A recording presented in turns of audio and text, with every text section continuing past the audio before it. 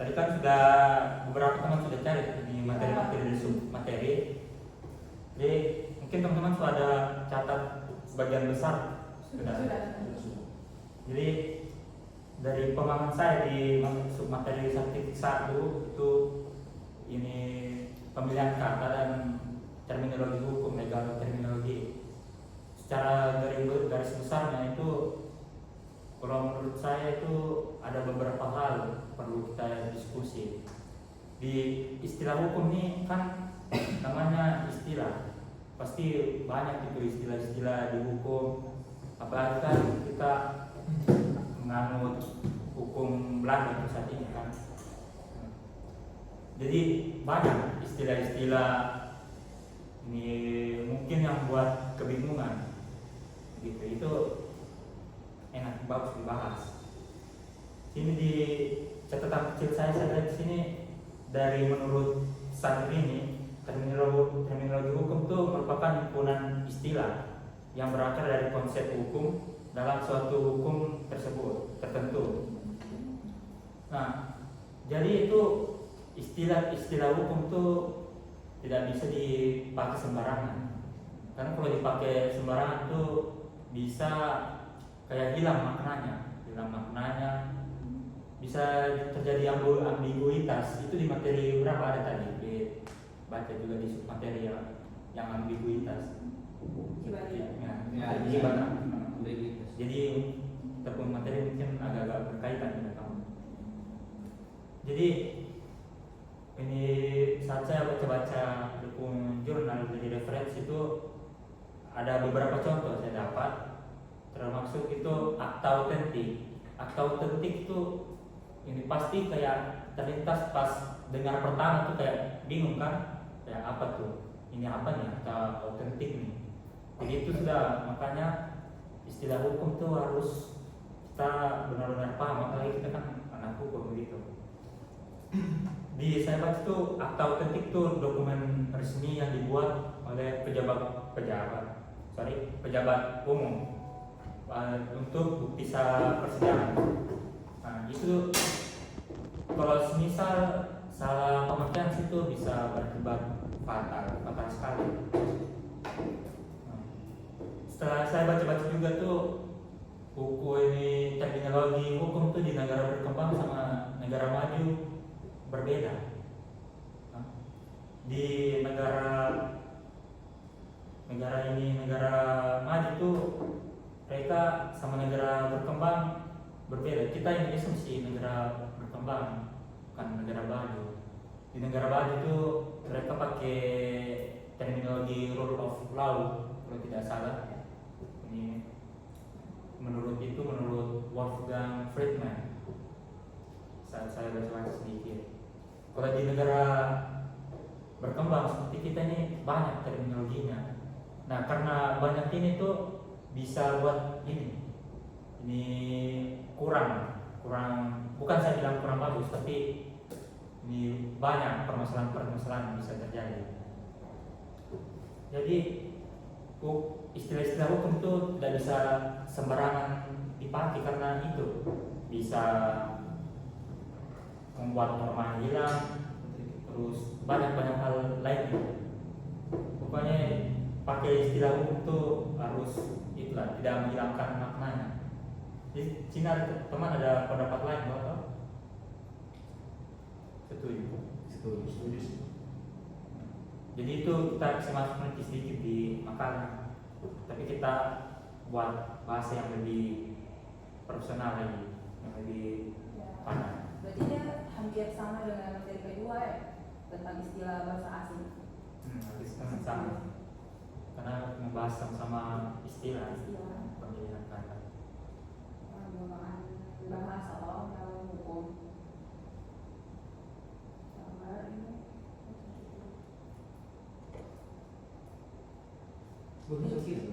Jadi coba baca jurnal yang kita udah kirim. Yang tadi kau bilang.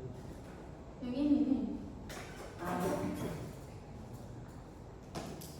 Jadi yang Rani punya ini kan penggunaan istilah asing dalam dokumen bahasa hukum Indonesia. Di sini kan yang kami ambil tuh yang ini, kalau Ahmad ya. Jadi menurut dia tuh bahasa merupakan alat utama dalam komunikasi hukum. Ia bukan hanya sarana penyampaian pesan, tetapi juga instrumen pembentuk makna keadilan dan kepastian. Jadi kayak kalau pengertiannya begitu saya, ya, Oke, bagus. kan di situ ada beberapa poin juga, oke, ada latar belakangnya, historisnya, terus ada struktur dan karakter penggunaan bahasa asing dalam hukum, itu juga ada. Jadi tinggal ditambah saja. Tambah. Terus kayak yang tadi Fadli punya yang tentang ambiguitas juga Terkait sama ibadah. Persoalan kata ambiguitas. ya. Masalah ambiguitas. Kalau ambiguitas sendiri kan secara garis besar itu kan memiliki makna tentang dua kata yang memiliki arti atau makna yang berbeda atau lebih. Nah, kalau yang saya cari ini, ambiguitas itu sebenarnya adalah persoalan dalam bidang apapun. Dia memberi kita pemahaman tentang makna, ganda, akibat, penafsiran yang salah. Dalam ilmu sosial politik, misalnya ambigu adalah efek karena terlanjur tidak tepatnya maksud dan maksud awal serta keseluruhan maksud yang diungkapkan dalam rangkaian frasa atau kalimat. Nah, pemakaian ambiguitas adalah kata umum. ANA 2019 mengutip perundang-undang menilai bahwa ada kekuasaan eksternal di balik penempatan aturan ketenagakerjaan tentang bahaya dan ambigu peraturan ada di baliknya. Ambigu atau taksa berkaitan dengan kesalahan dalam pemakaian kalimat efektif karena akan menjadi persoalan. Kita akan tahu letak persoalan yang menjadi cikal bakal kesalahan pemakaiannya, di antaranya salah dalam menempatkan kata dan salah dalam pemakaian tanda baca. Ada keberagaman rasionalitas di balik ambiguitas. Pilihan-pilihan yang memungkinkan suatu maksud kita, pilihan-pilihan yang memungkinkan suatu maksud kita tentukan. Secara umum, ambigu adalah istilah untuk termasuk sosial politik yang memang maksudnya adalah salah tafsir, salah makna. Lanjut pada kebanyakan tulisan, ambigu menunjukkan pemahaman yang salah dan konsekuensi yang diakibatkannya rujukan kata. Ini dipakai teks-teks yang diakibatkan oleh ambigu tentang pasal yang tidak tepat atau aturan serta konsekuensinya. Dalam tulisan bertajuk ambigu atau ambiguitas ini terdapat penjelasan yang mengarah pada akibat.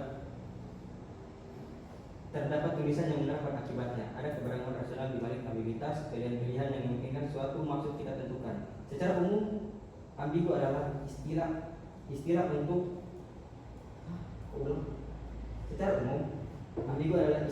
untuk termasuk sosial politik yang memang maksudnya adalah salah tafsir, salah makna. Kalau saya sih itu, mungkin ada tambahan dari Gun sendiri. Kalau untuk saya juga saya tambahkan untuk beberapa solusi dalam mengatasi ambiguitas tersebut. Solusi yang pertama, kita harus menganalisis audiens. Jadi kita memahami apa audiens yang ingin kita sampaikan. Kita harus memahami latar belakang sosial audiens tersebut, budaya mereka. Dan yang kedua, menggunakan bahasa yang inklusif dan non-diskriminatif. Dalam konteks masyarakat multikultural, diksi mengandung bias gender, etnis, atau kelas sosial yang harus dihindari. Jadi untuk menghindari hal tersebut, ya kita baiknya menggunakan bahasa-bahasa yang inklusif dan non-diskriminatif. Dan yang ketiga adalah kesesuaian dengan tujuan komunikasi. Jadi kita harus menyampaikan pesan harus sesuai dengan tujuan agar mudah dipahami oleh audiens. Dan sekiranya mungkin beberapa solusi yang saya sampaikan. Mungkin ada teman-teman yang ingin menambahkan. Debat itu berkaitan dengan satu materi yang harus diempat tentang peruntukan istilah hukum baru dan profesi pengaku. Kalau yang saya dapat, yang baru saya cari ya, peruntukan istilah hukum baru itu ya ada sebuah proses konsep atau terminologi hukum yang belum ada sebelumnya untuk mengatur fenomena sosial, ekonomi, atau politik yang baru muncul. Sedangkan konvensi pengguna hukum itu adalah kesepakatan atau kebiasaan yang digunakan dalam masyarakat untuk mengatur perilaku dan hubungan individu. Dengan melihat kedua konsep tersebut itu tuh kita dapat memahami bagaimana hukum dibentuk dan digunakan dalam masyarakat untuk mengatur perilaku dan hubungan individu. Itu yang menurut saya dapat dalam materi hukum. Kalau online ada sanggahan atau apa?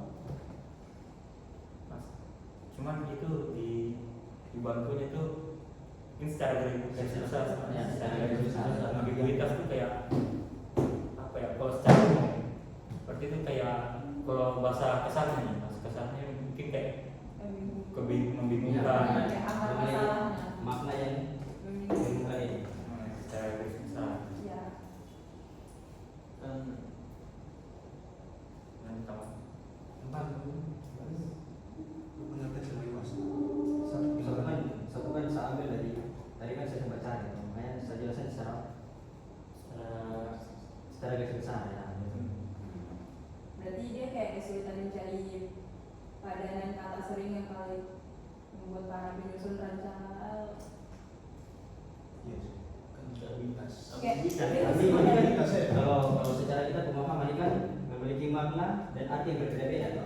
Kayak kita contoh tuh kayak kita ambil kata bulan.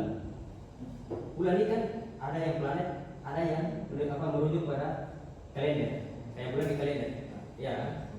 Kalau kita mengatakan langsung bahwa tentang bulan, apa itu bulan? Kan bulan kan bisa merujuk pada suatu planet atau suatu satelit yang mengorbit kepada bumi. Dan ada juga makna tentang apa?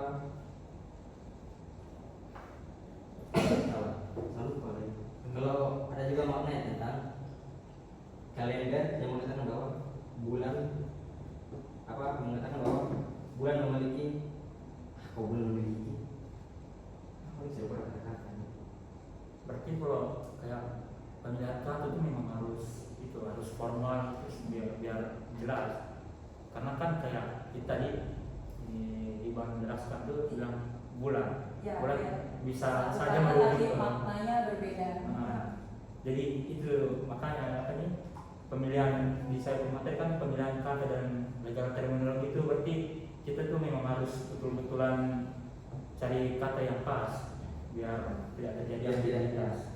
Ya tidak makna ganda, kalau karena itu makna yang ganda bisa jadi bulan, bisa jadi makna yang kalau secara astronomi kan bisa jadi Seperti kayak memberi makna jika arti pandangan banyak itu teknologi ya Pandangan luas. sebagai penanggalan kalender jadi bulan. ya betul sebagai penanggalan kalender.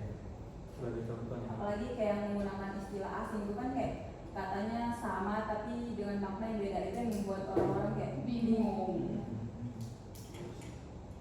Makanya tadi kan solusinya kita harus mengenali audiens. Ya. Kalau sebelum menyampaikan pernyataan kenali dulu latar pendidikannya dari mana, budayanya, seperti itu.